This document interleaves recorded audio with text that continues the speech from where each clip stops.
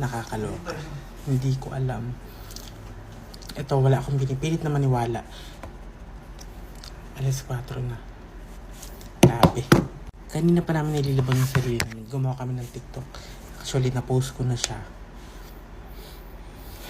Inikilabutan ako sa totoong buhay. Hindi ko alam kung bakit. Pero grabe yung nangyari. After namin mag-TikTok.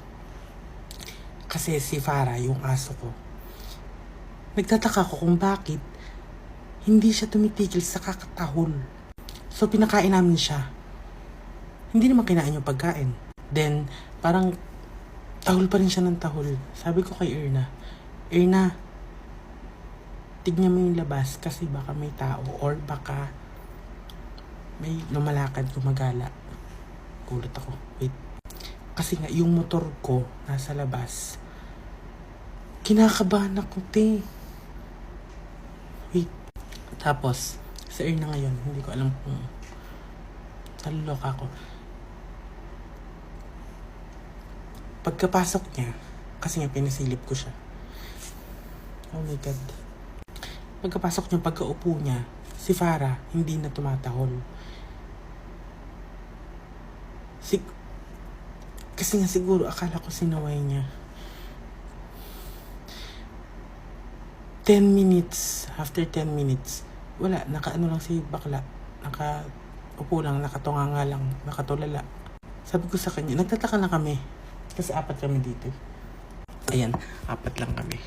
Si Nikita, si Milky, tsaka si Erna. Hindi, si bakla, hindi namin alam na. Kala namin nagbibiro lang or niloloko lang kami. Te, ano bang nangyari? Te, bakit ka ganyan?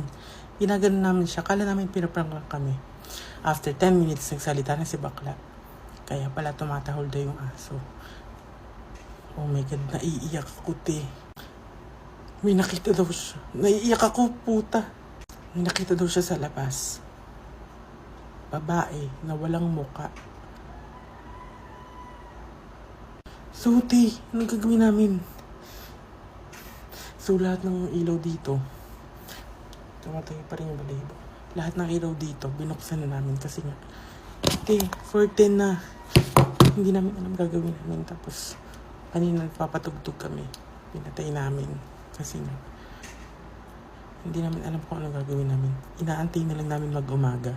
Tapos pupunta na kami dun sa isa naming bahay. So, iyon lang naman. Wala. Hindi ko alam. Nanginginig ako. Hindi ko alam. Oh my God. Update sa babaeng walang face, ma'am. Kinikilabutan pa din akong aga-aga na. Actually, si Erna okay naman na siya. Marami kasing nagtatanong dito. Tapos marami ring nagtatanong sa account niya. Nababasa niya rin. Okay naman na siya. Sa mga nagme-message, thank you so much. Sa mga nag-pray, thank you din. Yun lang naman yung sinasabi niya pa ulit-ulit. Ano yun, te? Story time to mga Auntie Mari kasi nagtitiktok kami talaga. Hindi pa kami nagtitiktok, nanonood lang kami dito. Tumatahol-tahol na yung aso. So na-curious kami. Ako yung pinasilip dito. Tapos ina talaga nakita ko siya mga Auntie Mari, walang muka. Sa akin, tinatanong-tanong ko na siya. Sabi ko, te, ano ba yan? Bakit hindi ka na... Baliw ka ba? Tapos hindi nga siya. Nakaganon lang siya. Tapos iniisip niya. Kagabi yun. Ano nangyayari? Tapos nag-message din ako kay mama. Sabi ko nga, ma, may nakita kami ganito ganyan. Mag-lock kayo, kayo ganito ganyan. Mag-lock daw ng gate, magsarado daw ng pinto. Kailangan na daw talaga ipa-blessing muna. Yeah. Ang pinagtataka kasi namin, alas 4, alas 3, 3:30 ganun. Sobrang tumigil. Hindi tumitigil si Farah, tahol lang tahol. Eh hindi naman ganyan yan. Tsaka anong oras na? Ganong oras tatahol. Eh syempre, tsaka mararamdaman din namin pag may lumalakad or pag may sasakyan. Kasi nga naririnig.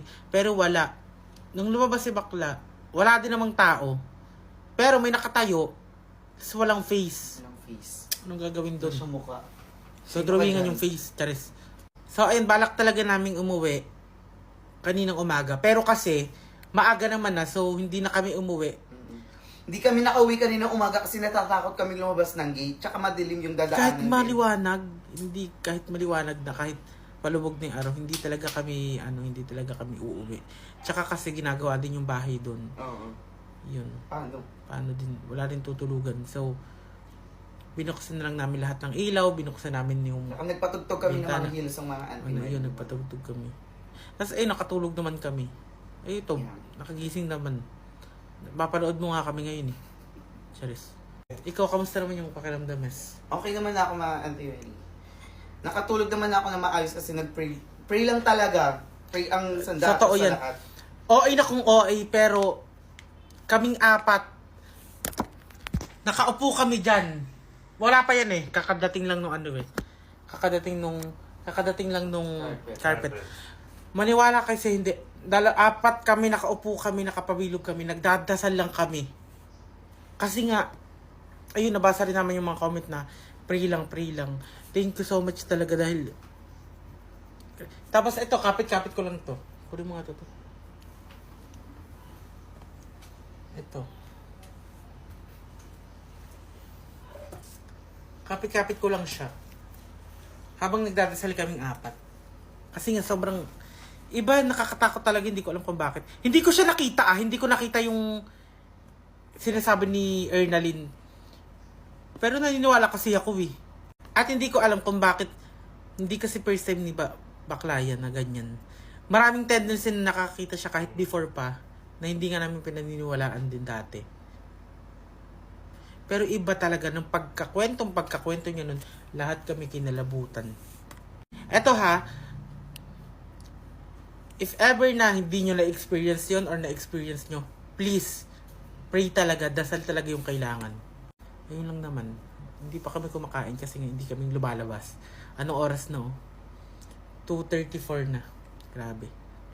Babay na kasi hindi pwedeng hindi ka lalabas dito dahil hindi ka nga mamamatay sa walang face, sa gutom naman. Wala po kayong CCTV sa labas. Eto na nga. Lalabas ako ngayon. Ito yung nakakaloka dito. Meron. Ayan. Actually, dalawa yung CCTV namin. Dalawa dapat na ikakabit. Yung isa sa labas, ayun yung nakakabit na. Yung isa dito sa loob. Pero yung isa kasi nga, privacy na tong nasa loob dito. Hindi ko na pinalagay. Doon ko na pinalagay sa isang bahay. Doon talaga kung saan ako dati. Kasi studio lang naman to.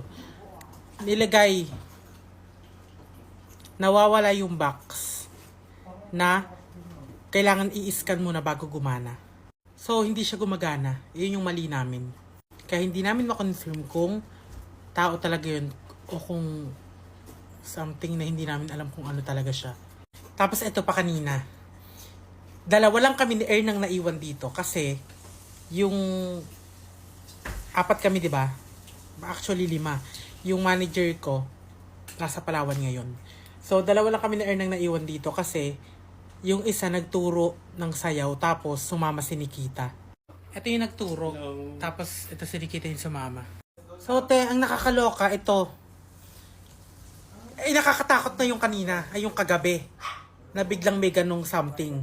Ito malala. Kanina natutulog ako. Nagising ako kasi may kumalabit sa ganito ko, sa legs ko. May gumanon. So nagising ako, binuksan ko lahat ng ilaw kahit hapon pa lang. Siguro mga alas 3 yun, alas 4 no? Alas 3. Tapos ginising ko si Erna, sabi ko, te gumising ka nga. Sabi niya, bakit? Basta pero hindi ko na sinabi sa kanya. Kasi nga, ang sinabi ko na lang sa kanya, kain tayo. Kasi nga, si Bakla, ang dami nang nakikita eh. Madadami na naman. Huwag na ganun. Baka 10 minutes na namang hindi makausap. So ayun, may nagsabi din sa akin na pag kinukwento pa daw or as long as na kinukwento. O diba? Wait. Tingnan mo yung labas. So ayun, baka ito na yung last kasi nga ayaw na rin namin ng naiinis sa'yo. Go.